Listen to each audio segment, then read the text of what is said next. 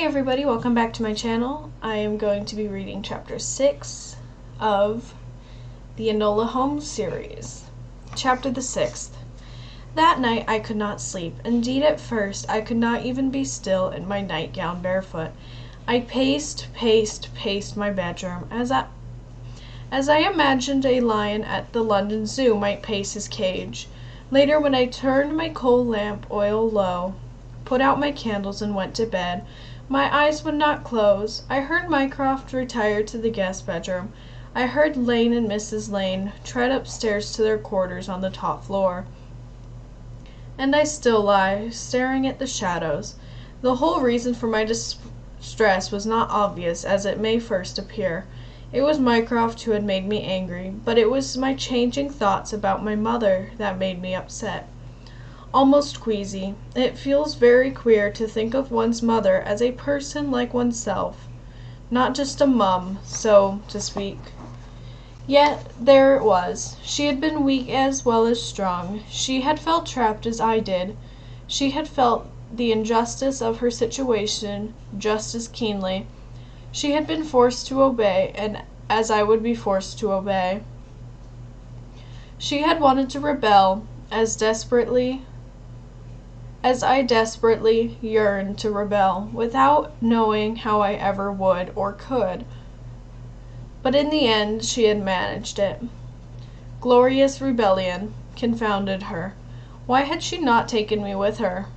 Kicking off the covers to lunge out of bed, I turned up the oil lamp, stalked to my desk, and its border of stenciled flowers did not cheer me now, seized paper and pencil from my drawing kit, and drew a furious picture of my mother, all wrinkles and jowls, and with her mouth a thin line going off in her 3 stories and a basement hat, and her turkey black back jacket, flourishing her umbrella like a sword, while the train of her ridiculous bustle trailed behind her.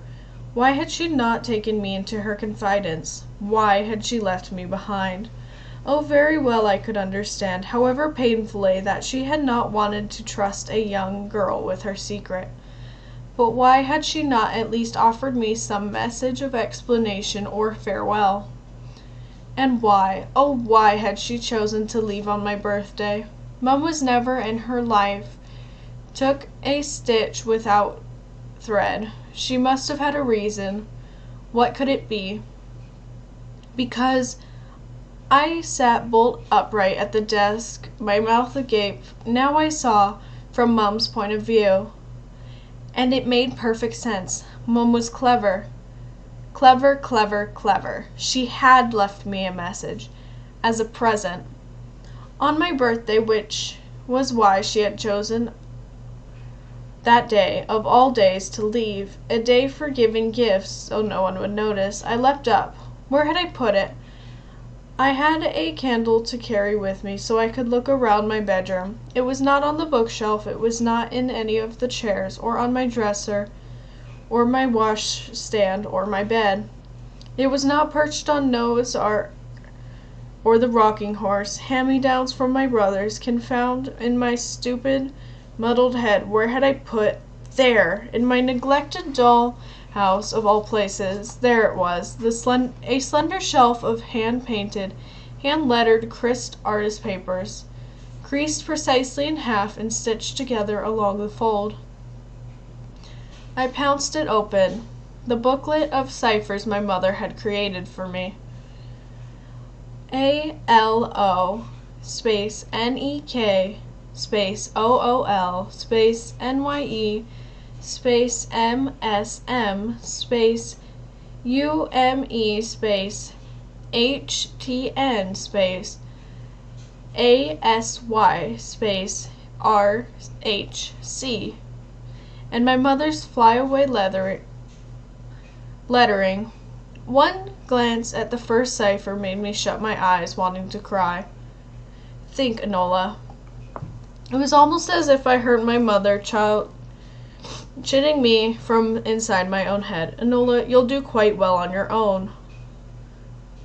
I opened my eyes and stared at the line of jumbled letters and thought, Very well. First of all, a sentence would not likely have words from all of 3 letters. Taking a fresh sheet of paper from my drawing kit, I pulled the oil lamp on one hand and the candle on the other, then copied the cipher like this: ALONEYYMSM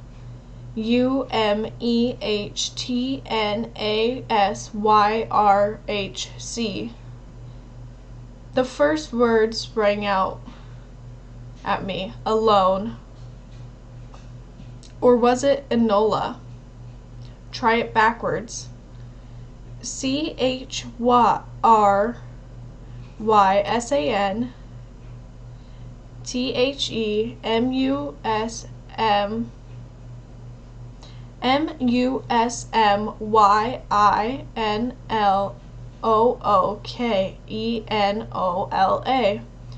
Kristen, the museum.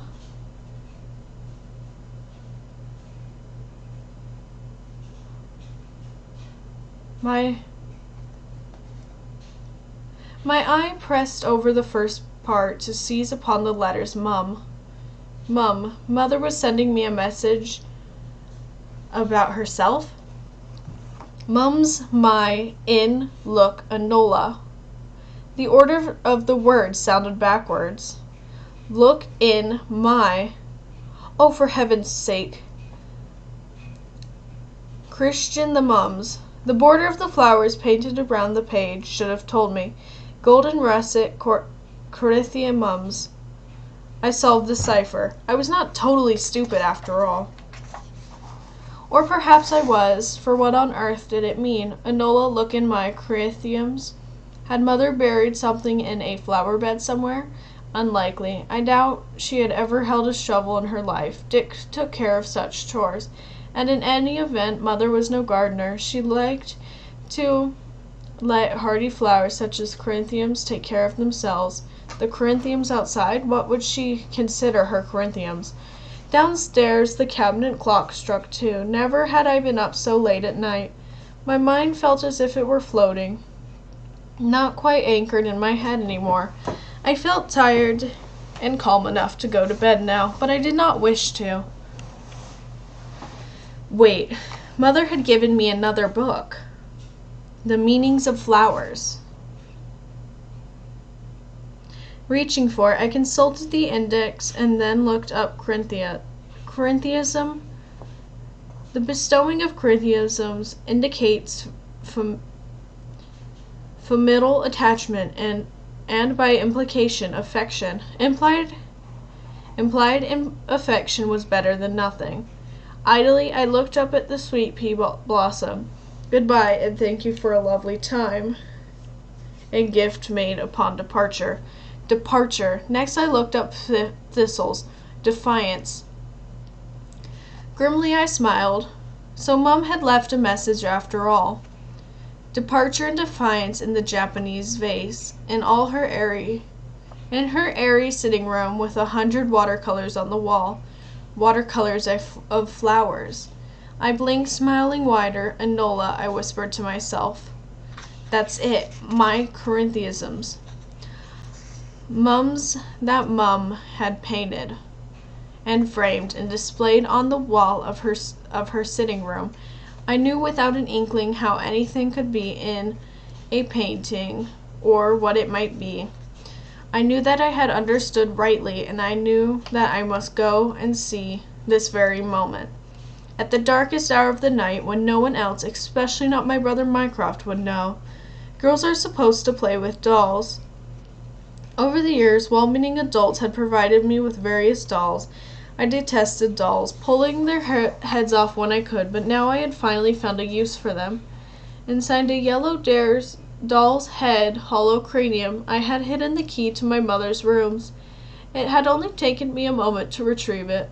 Then, lowering the wick of the oil lamp and carrying my candle with me, I softly opened my bedroom door. My mother's door stood on the opposite end of the hallway from mine, and directly across from the bedroom where my brother Mycroft lay sleeping. I hoped he was sleeping. I hoped he was a quite sound sleeper. Barefoot with the candlestick in one hand and my precious key in the other, I tiptoed down the hallway, issuing from behind Mycroft's closed bedroom door came an uncouth drone, rather like that of a hog lying under the sun. Evidently my brother snored, a good indication that he was asleep. Excellent. As silently as possible, I inserted and turned the key in the lock of my mother's door. Still the bolt snickered, and as I turned the knob, the latch clicked. A snore interrupted the rhythm of Mycroft's snoring. Looking at his bedchamber door, over my shoulder, I froze. I heard some wallowing sounds as if he were turning over. His bedstead creaked, and then he snored on. Slipping into Mum's private parlor and closing the door behind me, I breathed out. Lifting the candle, so I looked up at the walls. So many watercolors my mum had painted of so many different sorts of flowers. I searched the 4 walls, straining my eyes to see the pictures of the wan candlelight. At last, I had found a rendition of Corinthianisms, russet and gold like the ones in my cipher book. Standing on tiptoe, I could just reach the bottom of the frame, a fragile one, carved like the furniture in my mother's room to resemble sticks of bamboo, their ends crossed and projecting. Gently I lifted the frame, coaxing its wire off of the nail to take it down. I carried it to the tea table where I set my candle beside it and studied it. Enola, look in my Corinthianisms. Often enough I had seen Mum frame her pictures.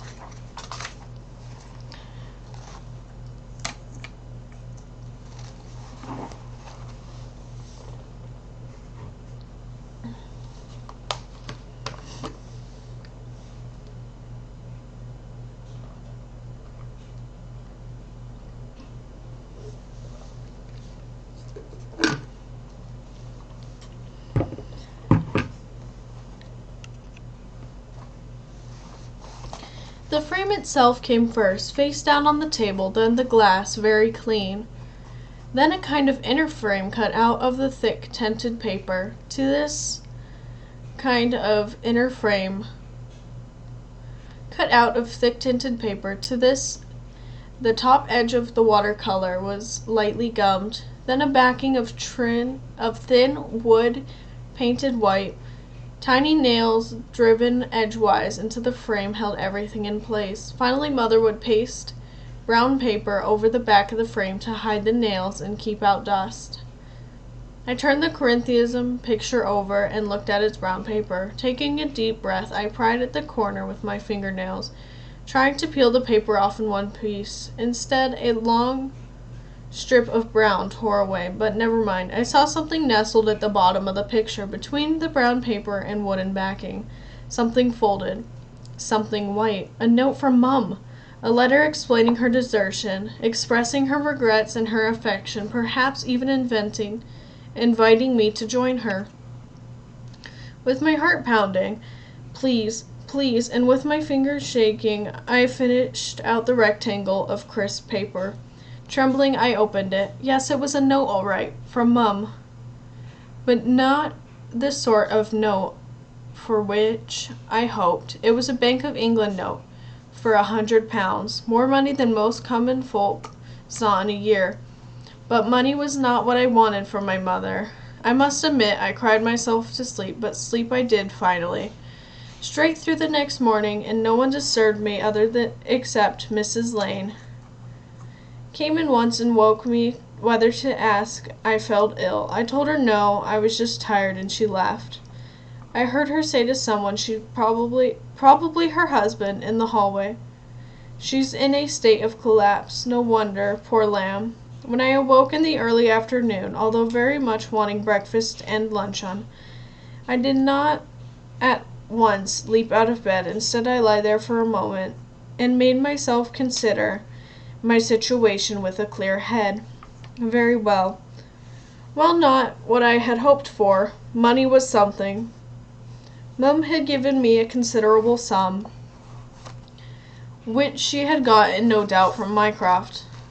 By disgraceful means, was it proper for me to keep it? It was not any money that Mycroft had ever earned. Rather, as far as I could understand, it was money that settled on him for being father's firstborn son. It was the inheritance of a squire, centuries' worth of rent money, and more coming in every year. And why? For the sake of Ferndale Hall and its estate.